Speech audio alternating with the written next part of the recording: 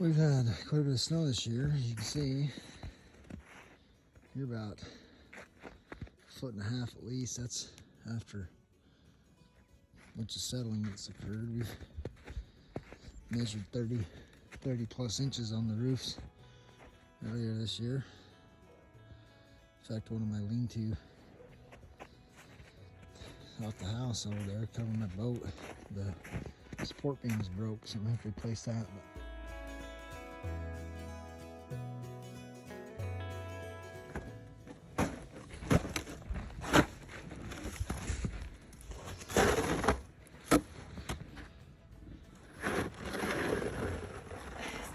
I'm trying to shovel this walkway over to this snowmobile. You can't tell it's a snowmobile, but let's see if I can build me a track sled out of that thing. It's an old Phazer, but we'll have to get to it and get it unburied before we can do anything.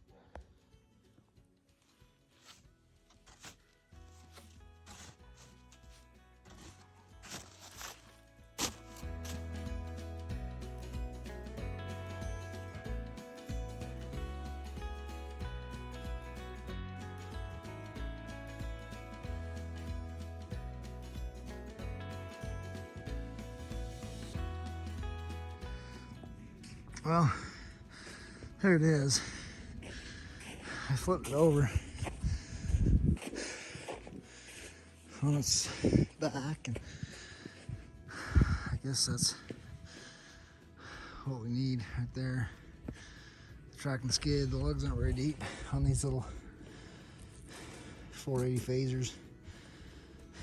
So, but it should work for at least this first build. And then I got another Arctic cap there with the bigger lugs that my brother hasn't, he owns it, he doesn't ride it.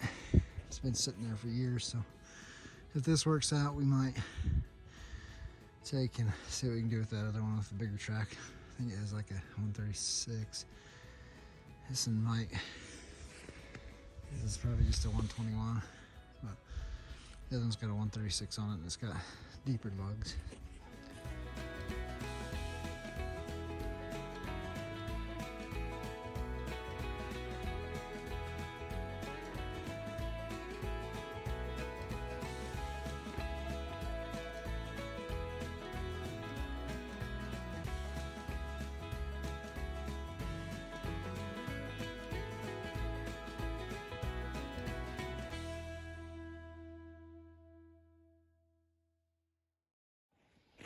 Okay, so pull the motor out.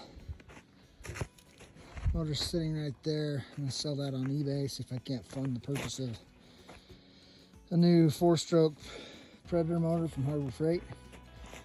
Either sell that on eBay or PSL. The motor works, the motor runs good. It fires up and runs.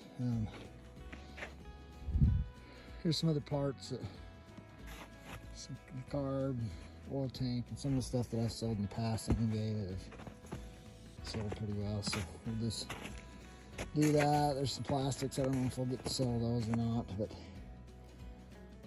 getting there. I ran out of battery on my drill or my saw there, so, and I don't have any grinder cut off wheels left, so I'm gonna wait until I get some tools to cut that off. I've made some cuts there. We'll cut it off back in here against the tunnel here, and reuse the drive or the jack shaft there and the chain case, and see how it goes. All right, so I've got this tunnel on the track in the garage. I've cut the belly pan off of it. I'm starting to pull this back axle off. I noticed that when I pulled the speedometer off, it caused that bearing to pop because of the tension of the track. So that bearing's got to go back in its place, probably needs to be replaced. So I pulled this Bogey wheel off, and I can't get that bearing to move. So braces, they all be seized up, so I might have to replace the bearings on them. But right now I'm going to try to get to the, I don't have the right size of deep well socket to get to the tensioner screw nuts. So I'm going to pull these back wheels off anyway. I'm going to pull them out so I can get them with no hand wrench. There's the track up. I may just pull it all off. I've got to go back in here and weld the suspension in place. So I may just tear it all down, check everything, and then go from there.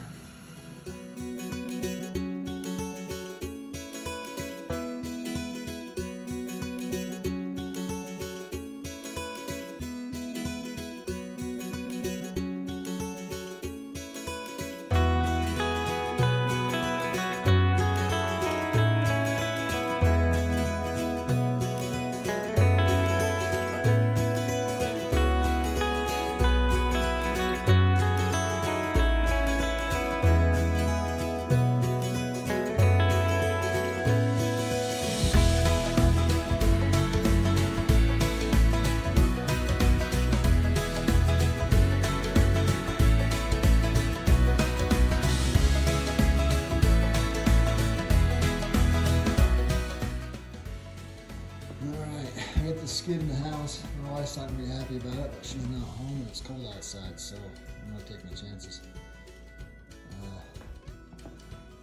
Job for now today is to pull out these old shocks and weld in place a piece of probably 1x1 square teething. We don't need the suspension, we want it to be stiff, so I'm gonna weld it in place and see if we can come up with it.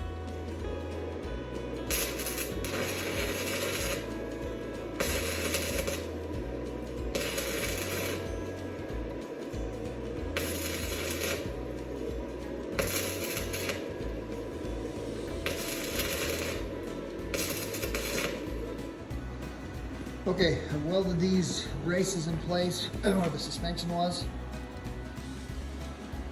just to stiffen that up. There's no need for suspension on this. I'll whack this off, clean it up, clean the welds up a little bit. I've made sure that these front and back are level and even.